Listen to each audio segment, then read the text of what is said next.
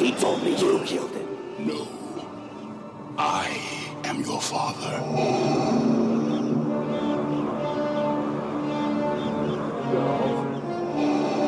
No. That's not true. That's impossible. Search your feelings. You know it to be true.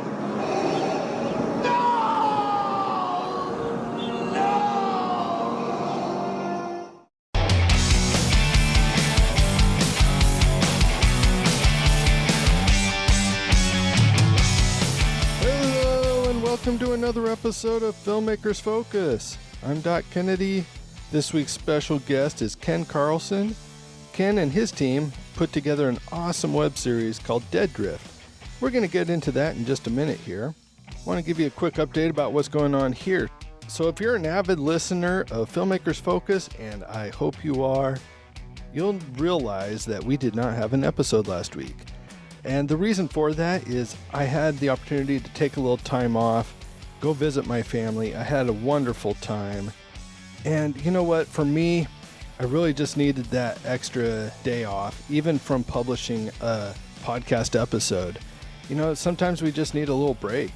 And for me, it was really important that I go ahead and do that.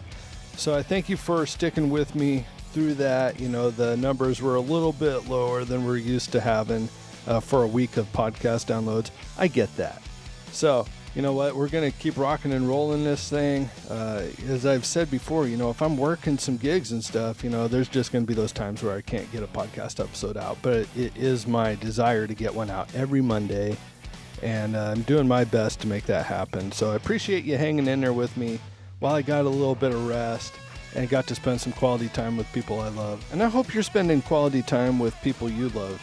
You know, work will always be there. People won't. I don't think there's going to be anyone on their deathbed that's saying, man, I'm really glad that I put in those extra hours. You know, it's always bring the people. You know, it's the people that are there. I want to be around the people that love me. You know, so I'm encouraging you to keep the important things. And of course, the work that we're doing is important. It's important to us. But man, those people that are in your life, just don't take it for granted. So if you could please do us a favor and share this episode, that'd be awesome. Whatever means is best for you, that is great. It's a blessing to me, and I know Ken and his team will appreciate it greatly. And speaking of Ken, let's get to our conversation with him. Here's our conversation with Ken Carlson. And now our feature presentation. Welcome to the show, Ken. Thank you very much for having me on, Doc. I appreciate it. Yeah, I'm excited about this. You reached out to me last week, and I was able to see some of the series that you created with your team called Dead Drift. And this is a web series. Can you just give us a basic outline of what Dead Drift is? Yeah, Dead Drift is a science fiction comedy web series. It's you know, we wanted to deal with some kind of cool science fiction concepts, but at the same time make something that was completely silly and absurd and preposterous. Very, very similar to a Red Dwarf in that way. But we also wanted to shy away from green screen as much as possible, so we actually built a series of physical sets and physical ship models to use in the series, just, you know, kind of as a throwback or a callback to a lot of the science fiction that we grew up on that inspired us as children, you know, in the 80s and whatnot. So yeah, it's a story of this odd couple duo who are both incompetent, and they both, you know, have a pretty strong dislike of each other, and they just kind of bumble their way through space on a mission to Saturn's moon Titan, and they eventually get a holographic AI named Hannah, who helps to keep them alive, and they kind of accidentally stumble on some pretty big trouble once they get out to Titan. Yeah, and I love what I saw. I'm impressed with the whole thing. Awesome. Well, thank you. Yeah, tell us about building the set, because that to me was impressive by itself. I think it looks great. Awesome. Thank you. Yeah, I'm really happy with the way the sets came out. The biggest challenge probably in getting the sets made was simply finding a place to put them and store them. And, you know, because we're all, you know, adults with adult schedules and lives, sometimes it's tricky to coordinate a filming schedule where everyone can get together to make these things happen. So sometimes the sets existed in garages for longer than the owners of the garages were happy with. So I appreciated their patience in, allowing the time to build the sets and then to shoot on the sets as well. But because of the limited nature of the garage spaces that we had, what we had to do was build one set, film everything that would happen on that set, tear it down, and then build the next set and go from there. But yeah, just basic construction. I kind of did some mock-up sketches and then went into like Google SketchUp and kind of designed it a little bit. And I've got a little bit of a background in construction and building maintenance. So building the sets was actually pretty easy and one of my favorite parts of the process. What's the percentage difference of green screen versus actual set? It's probably going to be 75% set. Yeah. 25% green screen. Yeah. Maybe a 70-30 split. Wow, that's awesome. Because really, yeah, I mean, it all blends in together very well. Nice. Well, yeah, towards the latter half of the episodes, there starts to be more green screen popping up. You guys did a great job with the editing. Was that something that you took on personally? Yeah, I did all the post-production. So what was that like? You're doing pretty much everything on this thing. And what type of time frame did you give yourself? Well, I never gave myself a really hard deadline before beginning the project. It was just all about kind of seeing how it would come together. Editing wise, as far as cutting, simple cutting and everything, it's just all about trying to tell that story. And I know the technical aspects of it, although I might not be particularly, adept at the artistic aspect of editing. So I just tried to cut it as best I could. The difficult parts of the post-production process, for me at least, were the visual effects, the special effects that come in later with the green screen work, compositing the green screen work, the spaceships and stuff like that. I don't have any kind of a VFX background, so I had to teach myself how to rotoscope. And I hate rotoscoping with a white hot passion. And if we do more Dead Drift, I am going to make an even stronger effort to shy away from green screen. Yeah, so when you decided to make this thing happen, what was your first thing? After you've gotten the script laid out, did you jump into casting first? No, we pretty much were not completely cast out, but we were mostly cast out. The guy who plays Captain Banks, Matty, the original concept of this was his a few years back. Okay. And we worked together and produced just a short skit that was all green screen. And then we decided we wanted to move forward with more. So we knew that he and I were going to be the two main characters. I play Morris, he plays Banks. And then we got another buddy who we decided pretty early on that he was going to be Commander Schneider. The other people ended up being, we did a few casting calls for a couple of the different characters, like Mrs. Fermi and Hannah. So yeah, it definitely wasn't early. I think we didn't even cast Hannah until after all of Captain Banks' stuff had been shot. Wow, that's awesome. So what'd you guys use to shoot with? Everything is shot on a Panasonic GH2, okay. Just out of the box, unhacked. I got a decent lens for it, though. It's a Panasonic 20mm lens. Awesome. So then another aspect that I really appreciate about your episodes is the music. Is that something that you guys did originally? No, the music is all by two different groups. One is called OOPS. That is the Olympia Organ Preservation Society. They're here in Olympia. And it's a bunch of guys that I know that they just collect old electronic organs, and they get together like once a week and they just have jam sessions for hours and hours. And, my buddy that's a part of it just gives me the files and he says, here's a 2-hour jam session. So go ahead and use what you like. Oh, wow. And so then I got to sift through it to find, something that'll work for the show. And then other bits of the music are a guy called Broken Kites. And I don't remember how I connected with him initially, but he was happy to let us use his music. And his music is just friggin' phenomenal. I love listening to it. I love that, 2-hour jam session. Yeah, no doubt.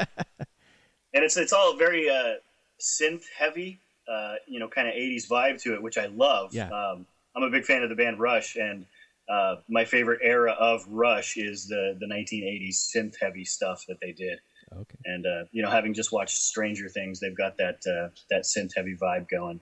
So now that you've got 2 seasons of Dead Drift finalized. You know, it's out there. It's available on YouTube. We'll have links to that in the show notes. And I encourage everyone, check it out, share it. But what do you see the future of Dead Drift? I think that I would definitely like to do more. I would love to do more. But, you know, like we said, the first time I did all of the post-production, I did all of the VFX work. I did, you know, most of the set construction myself. So if we go forward with more, one of the things I want to do is find a way to distribute that workload over more shoulders than just mine, because it was exhausting. Another thing that we did this time is that, you know, I pretty much funded everything out of pocket, and I kind of don't want to do that again. Yeah, sure. I would like to try and maybe delve in to the crowdfunding world a little bit, but I think one of the things that we wanted to do was build an audience before we started asking people for money. That way we've at least, hey, you know, we've already got something to show here. This is what we did. If you like it, help us make some more. So I think we would definitely make more. Yeah, I like that. So the one thing that I really want to make sure our audience understands, what Ken and his team have done, they built this set, they shot it in a garage. You know, this is stuff that anyone can do. And that's what I love about this. It's simple.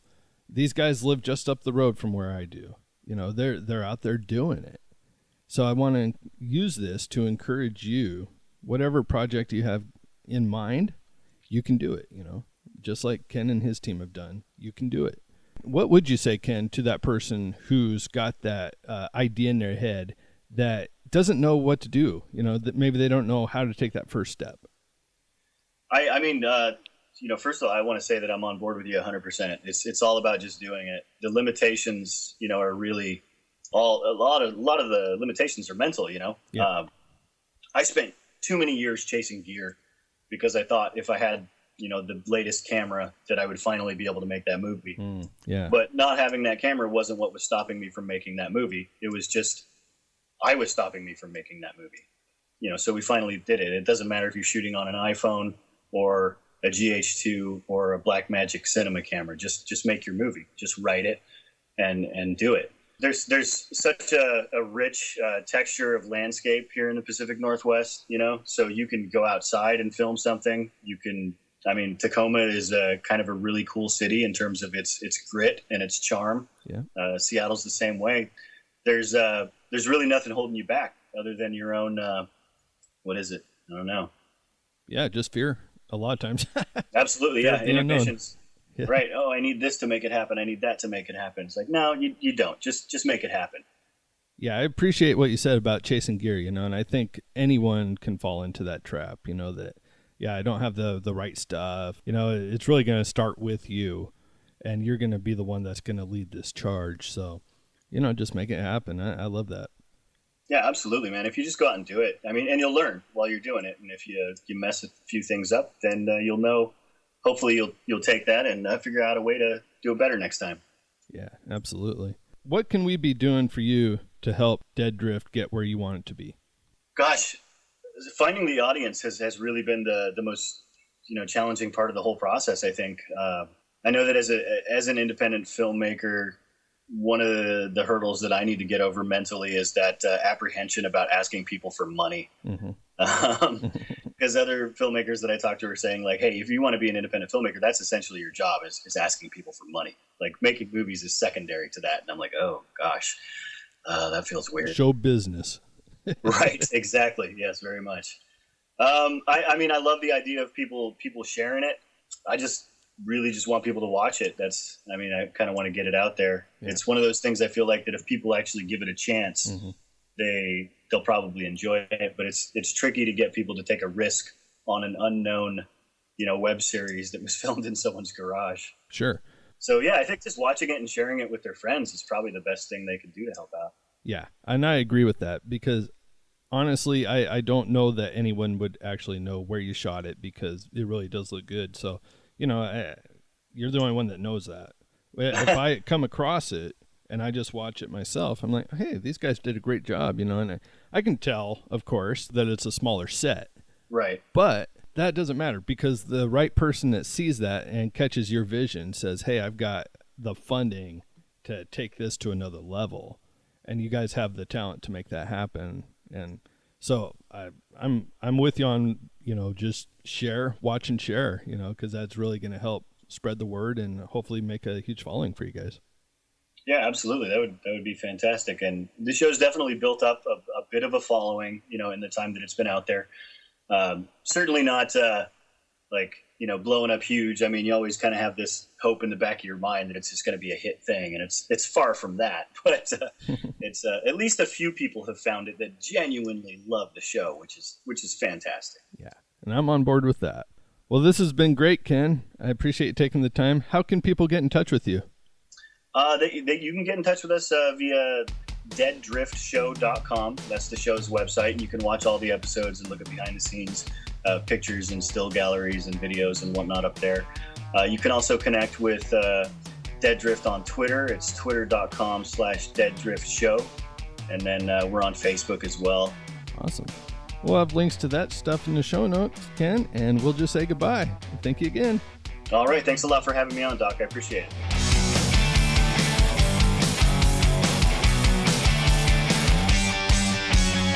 Hey, that was some great stuff there with Ken. Thank him for coming on.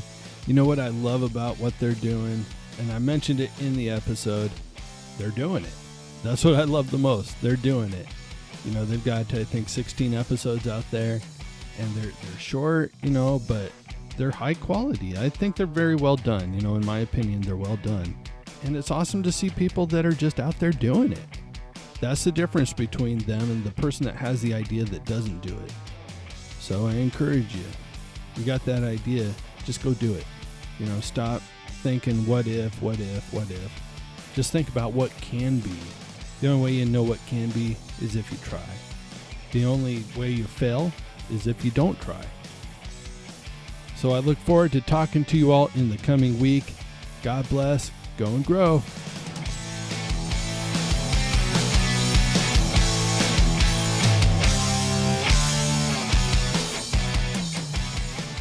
We don't negotiate with terrorists. Whoa. Hey, are you insane?